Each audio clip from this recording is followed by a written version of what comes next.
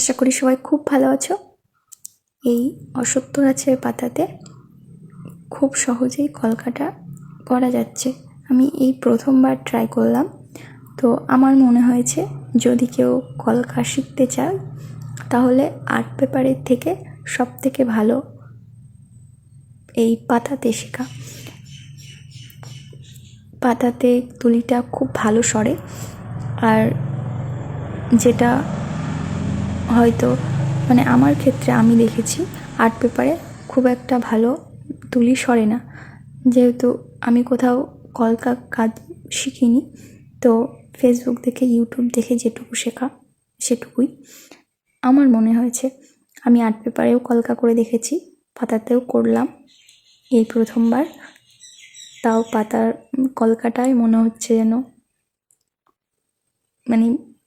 আমার তো বেশ ভালোই লেগেছে, জানি না তোমাদের কেমন লেগেছে। আর যেহেতু আমি শিখছি সেহেতু ভুল ত্রুটি তো হবেই।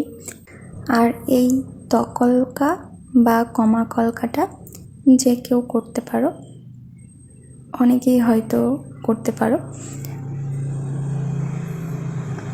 তবে আমি আঁকা বা সেরকম কোনো কাজ কোনোদিনই করিনি।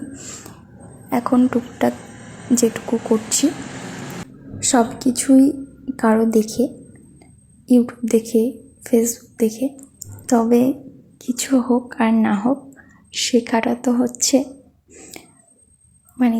যে কোনো হাতের কাজ শিখে রাখাই আমার মনে হয় ভালো। সেটা যে কোনো কাজ হতে পারে, কোনো কাজই সহজ না।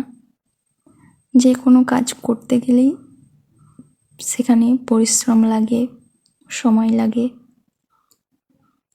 আর এই কাজগুলোতে তো অবশ্যই ধৈর্যও লাগে।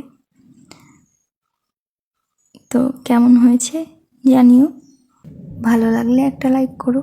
সবাই সুস্থ থেকো, ভালো থেকো, টাটা।